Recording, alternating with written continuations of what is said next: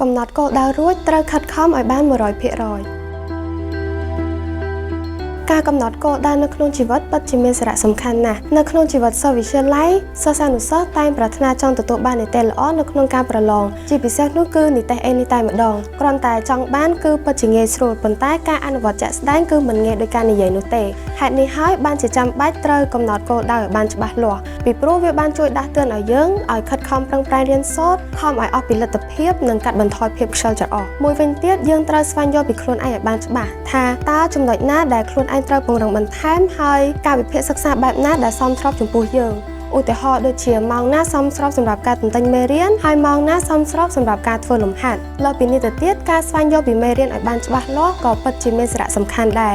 ពីព្រោះកាលណាតែយើងស្វែងយល់ពីមេរៀនឲ្យបានច្បាស់លាស់នោះយើងនឹងចងចាំបានមេរៀនយូរអង្វែងផ្ទុយពីការទន្ទិញមេរៀនយកតែម្ដងហើយអ្វីដែលជាកត្តាសំខាន់បន្ថែមទៀតនោះគឺត្រូវថែទាំសុខភាពឲ្យបានល្អដូចជាត្រូវគេងឲ្យបានគ្រប់គ្រាន់បរិភោគអាហារឲ្យបានទៀងទាត់ពីព្រោះថាកាលណាតែសុខភាពយើងល្អយើងមានអារម្មណ៍ស្រស់ស្រាយក្នុងការរៀនសូត្រតែបើសុខភាពយើងមិនល្អនោះយើងនឹងឆាប់ឈឺការសិក្សារបស់យើងក៏ធ្លាក់ចុះនៅតាមនោះដែរ